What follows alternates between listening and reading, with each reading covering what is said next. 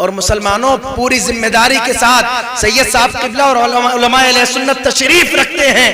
میں آپ سے کہتا ہوں نمازوں کی پابندی کے بعد اگر آپ مزاروں پہ جائیں گے اللہ کی قسم زمین کے اوپر آپ سے کامیاب قوم کوئی نہیں. لیکن ایک بار اپنے سروے کر لو, ایک بار اپنے سروے کر لو, اگر مسجدوں کے پرتی مسجدیں کو اکارڈنگ قرآن کی تلاوت کے اکارڈنگ حضور نے جو ارشاد فرمایا تھا علم حاصل کرنے کے لیے اگر تمہیں چائنا جانا پڑے تو اپنے قدموں کو روکنا نہیں, چلتے چلے جانا. ان کی آل بیٹھی ہوئی ہے, ذمہ داری سے کہہ رہا ہوں اگر تمہارے ایمان ان حدیثوں پہ کمزور ہو گئے ہیں اور انجوائمنٹ کے لیے تم 11ویاں کرنے لگے ہو, انجوائمنٹ کے لیے تم مزاروں پہ جا رہے ہو, لمبے لمبے سفر کر رہے ہو, تو ایک بار توبہ کر لو اللہ سے. کہیں ایسا تو نہیں کہ ہمارے ایمان مسجدوں کو لے کر کچے اور ان ساروں کو لے کر بالکل مطمئن اور پکے ہو گئے ہیں. اگر ایسا ہے تو التائبون پہ عمل کرنے کی ضرورت ہے.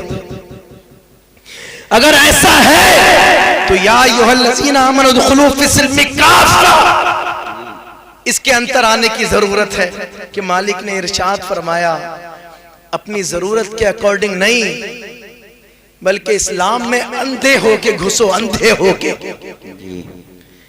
فجر کے وقت اگر بلال حبشی کی طرح تمہیں تپتی ہوئی ریت پہ لٹایا جائے اور اس کے بعد تمہارے کوڑے مارے جائیں, پستول تمہارے کان پہ رکھ دی جائے اور کہا جائے چھوڑ دو نماز, تو اس بلال کو یاد کرتے ہوئے زمانے کی آنکھوں میں آنکھ ڈال کر گریبان پہ ہاتھ چڑھا کر کہنا تو گولی چلا, تو گولی چلا, گردن کاٹ, بھیجا اڑا. لیکن میرے آقا نے فرما دیا تھا کہ ان کو ٹھنڈک ملتی ہے, فجر نہیں چھوڑوں گا, ظہر نہیں چھوڑوں گا, عصر نہیں چھوڑوں گا, مغرب نہیں چھوڑوں گا, عشاء نہیں چھوڑوں گا, جان دے دوں گا. یہ والا کمپٹیشن, یہ ایکچولی کمپٹیشن ہے, ایکچولی یہ کمپٹیشن ہے. نوجوان بھائیوں, بائک کا کمپٹیشن, کارز کا کمپٹیشن, گھروں کا کمپٹیشن, موبائلز کا کمپٹیشن, یہ سارے کمپٹیشن ہمارے لیے نہیں ہیں, یہ کفار کے لیے ہیں. ہمارا جو کمپٹیشن ہے وہ قرآن کی آیت میں اللہ نے بیان کر دیا. توبہ کرنا تمہارا کمپٹیشن ہے, عبادتیں کرنا تمہارا کمپٹیشن ہے, رکوع سجدے کرنا, روزے رکھنا. اگر دیکھو تم کسی کو کہ کوئی ظلم کر رہا ہے اس کا ہاتھ پکڑ لو, مظلوم کی مدد کرو. اگر تم دیکھو کسی کو کوئی جھوٹ بول رہا ہے تو اس کو سچ بولنے کی تلقین کرو.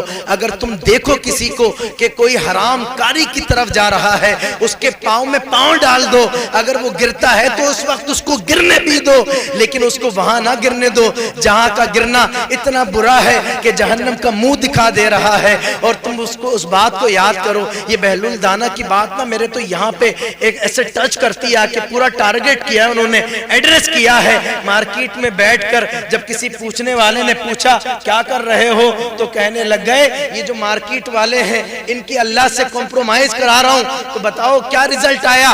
تو بہلول بتا رہے تھے کہ رزلٹ وہی ہے, وہ راضی ہے یہ راضی نہیں ہے, وہ راضی ہے یہ راضی نہیں ہے. پھر وہی قبرستان میں بیٹھے, پھر کسی نے پوچھ لیا کیا کر رہے ہو, کہا کمپرومائز کرا رہا ہوں ان کا قبر والوں کا اور اللہ کا. کیا ہوا رزلٹ, کا رزلٹ یہ ہے یہ سارے کے سارے راضی ہیں, آج وہ راضی نہیں ہے. اس نے فرمایا نا قرآن میں الہاکم التکاثر حتی زرتم المقابر, فضول چیزوں میں, مال کو جمع کرنے میں, بڑے بڑے موبائل خریدنے میں, بڑی بڑی بلڈنگیں بنانے میں, نمازوں کو بھول کر, حدیثوں کو بھول کر, اولیاء کرام کے نقش قدم کو بھول کر, غوث اعظم کا صرف نام یوز کیا, مشن کو ادھر ڈالا, پیچھے پیٹ کے پیچھے مشن کی جب بات آئی آنکھیں بند کر کے نکل گئے. ان ساری چیزوں میں الجھے رہے حتی زرتم المقابر. پھر کیا ہوا, تم نے قبروں کے منہ دیکھ لیے. ہم قبرستان جائیں تو ہمیں بالکل کلیئر ہوگا بڑے حسینوں کی، بڑے جمیلوں کی، بڑے شہنشاہوں کی، بہت بڑے بڑے لہیم شہیم باڈی بلڈرز کی، جن کو اپنی خوبصورتی پہ، باڈی بلڈنگ پہ، ویٹ لفٹنگ پہ، پیسے پہ، اچھے لباس پہ، اچھی زبان پہ، اچھے علم پہ ناز ہو رہا تھا، قبر کی مٹی نے آج ان کو ایسا دبا دیا ہے، اگر کسی دوربین سے، انڈوسکوپ وغیرہ سے بھی دیکھا جائے گا نا تو وہ دکھیں گے نہیں دکھیں گے۔ کیوں؟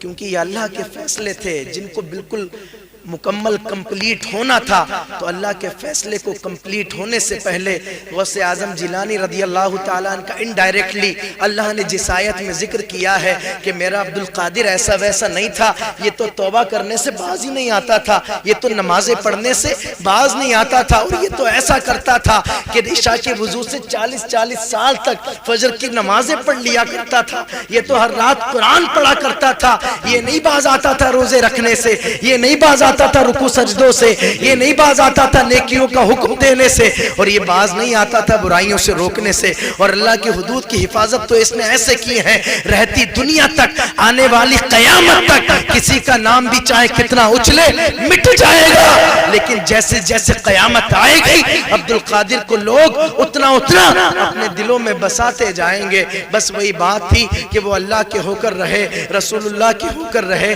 اللہ نے مخلوق کو ان کو بنا دیا، اور خدا کی رضا چاہتے ہیں دو عالم، اور خدا چاہتا ہے رضائے محمد۔ اللہ پاک کی بارگاہ میں دعا گو ہوں کہ میرے ٹوٹے پھوٹے الفاظ جو میں نے کہے، آپ نے جو سنے، اس میں جو غلطیاں ہوئیں، مالک کائنات ان سب کو معاف کرے۔ اللہ پاک سب سے پہلے مجھے، اس کے بعد آپ سب کو عمل کی توفیق عطا کرے۔ کلمہ شریف کا ذرا ورد کریں، لا الہ الا اللہ محمد الرسول اللہ صلی اللہ تعالی علیہ وآلہ وسلم، وما توفیقی الا باللہ۔ السلام علیکم ورحمۃ اللہ، خدا حافظ۔